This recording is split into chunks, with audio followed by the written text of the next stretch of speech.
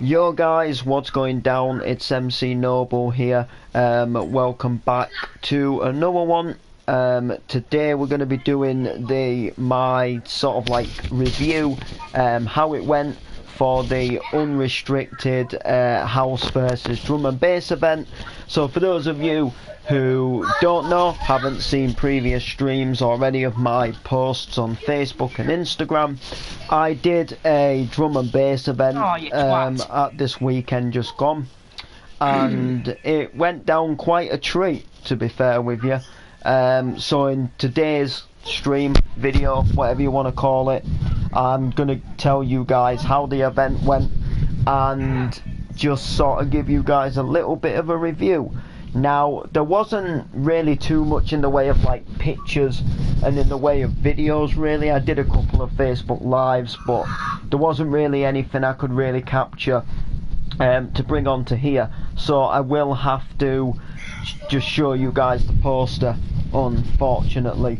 Now, this event was again a fairly quiet event, if I'm going to be completely truthful with you, but again, it still was fun. It's one of them events where, yeah, it doesn't get packed, but it doesn't spoil the fun at the same time. It's kind of hard to think, because you would think like putting an event on, you want the club to be rammed, you want it to be filled, and you'd think like if the club's not filled, you know, it's going to be a pretty boring event.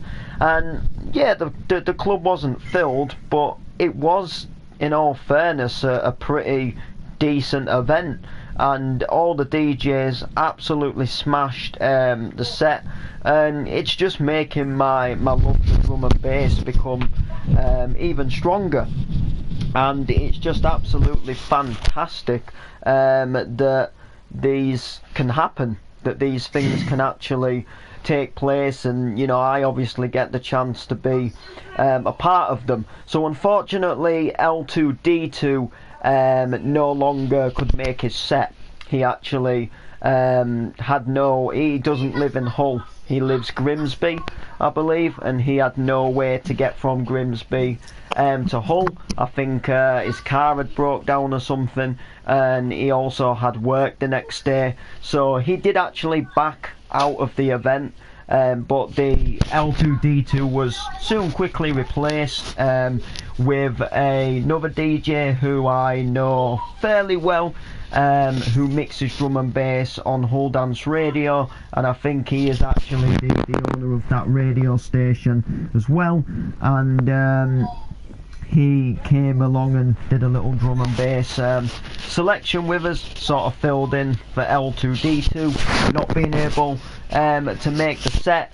But the night, like I say, was just like one of those really fun, enjoyable nights. It was almost like not an event, it was kind of like, picture sort of like someone just getting together in like a studio and having a jam, and you've just got, you know, the different DJs coming on, and you've just got the MCs on the mic, and you've just got this really big place with a massive, you know, really decent sound system booming out, and you know, you've just got the chance to blast and have a jam.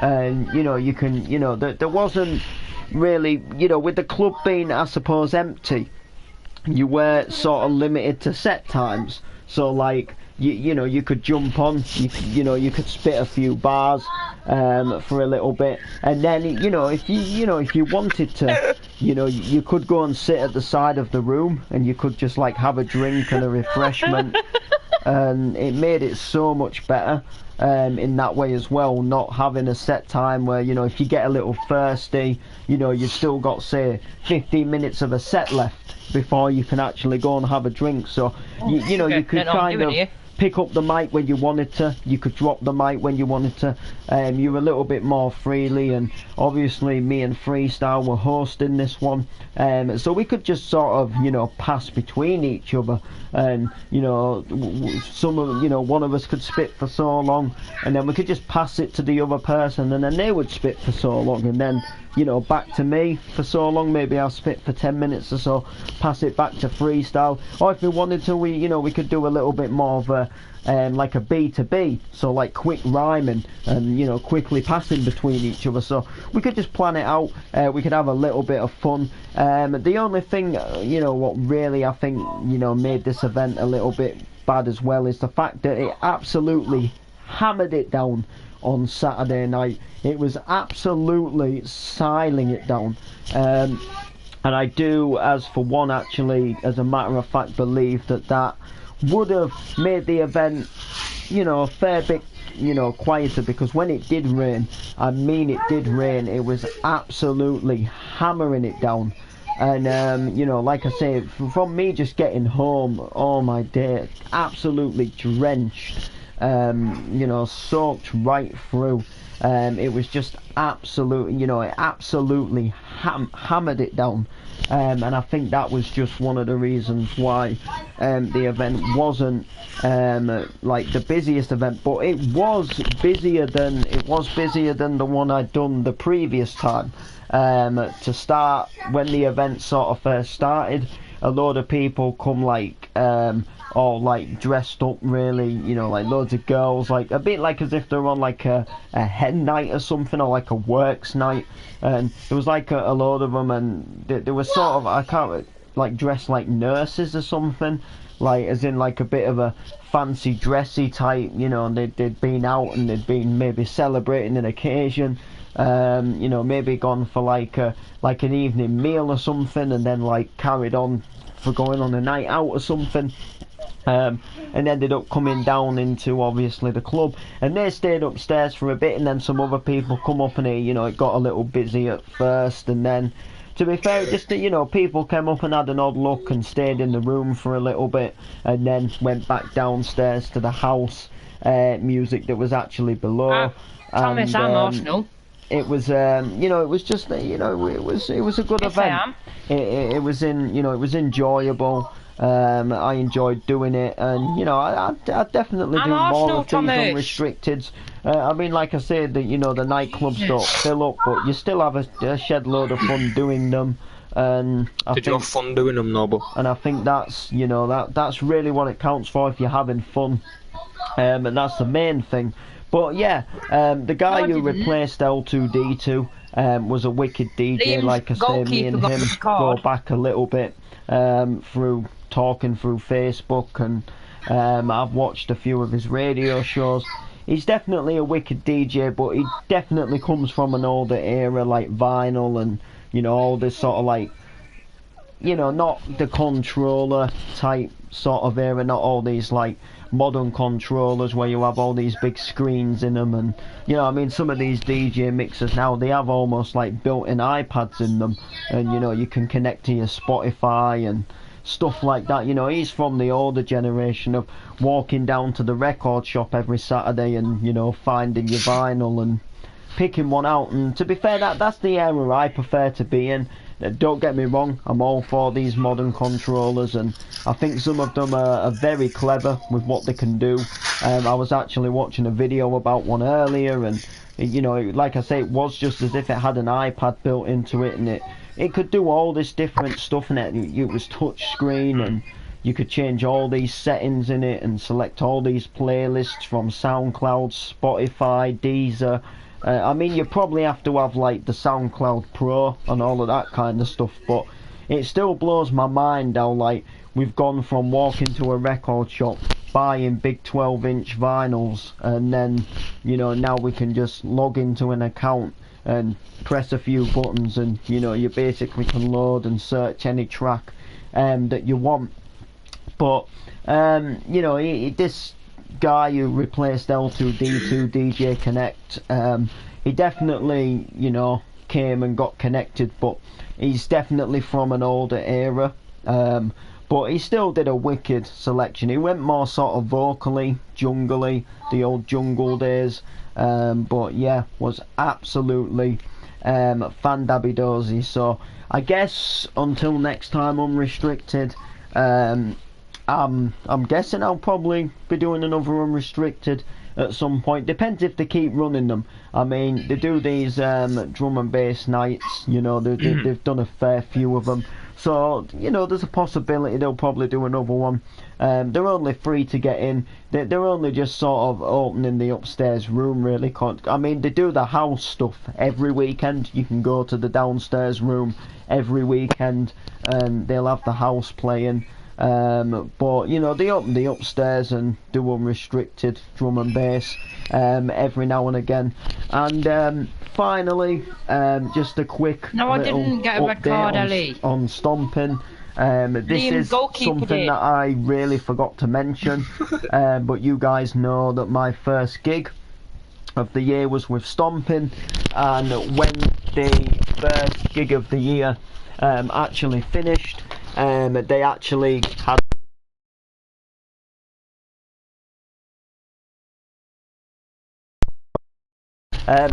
yeah, they had all the sets recorded and they made them into a CD pack, and you can buy these CD packs for £10. You get 6 discs. There's 2 CD packs, one for the upstairs room, which had all the hardcore and the MCs, and one for the downstairs room, which was all the hardcore, all the hard style, sorry. And I picked up my CD pack yesterday because I like to keep these as a souvenir, and obviously I was on these. So if you want to buy one of these, message Dave Fallows through the Facebook, or just message the Stomping page. That might be alternatively your best bet, to message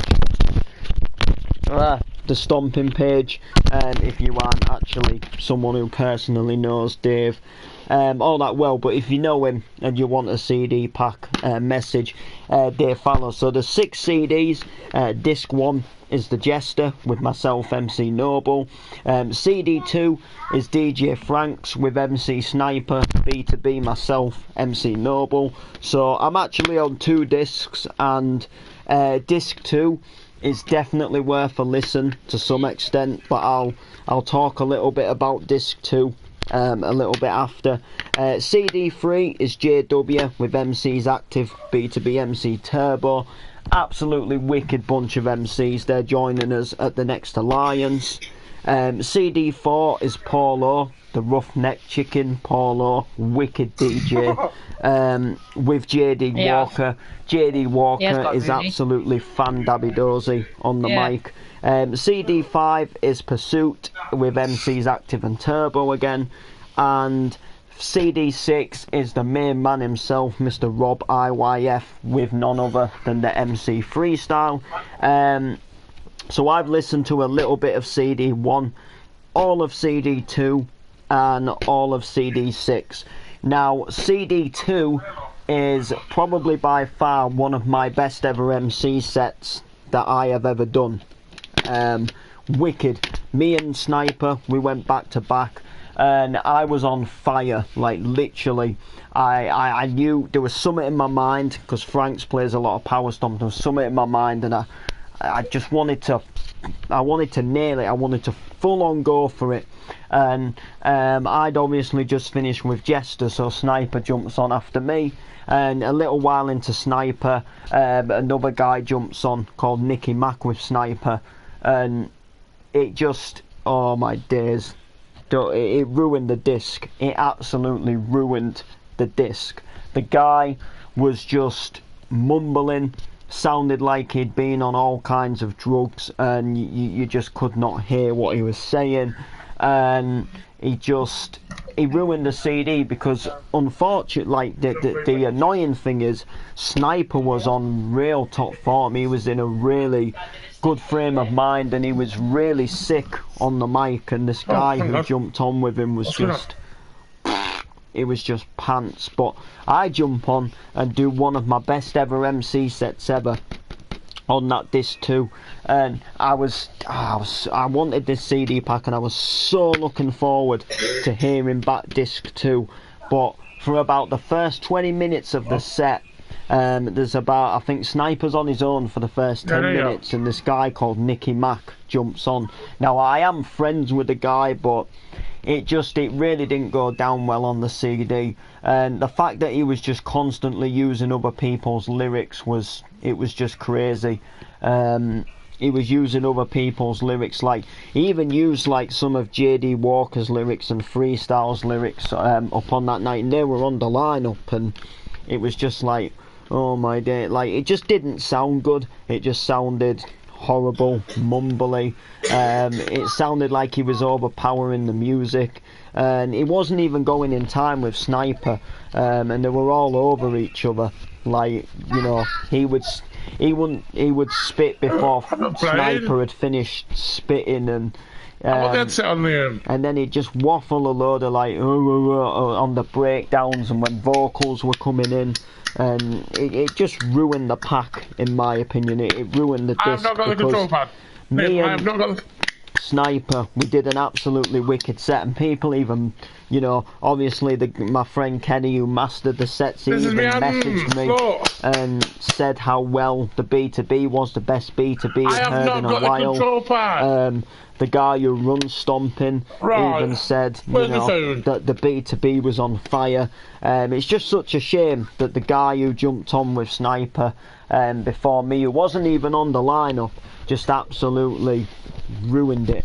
And to say that there was a guy called Monster, he didn't get put on the CD pack, and that was an open mic set. That was a set for people, so plus guests, and that was for guests to jump on.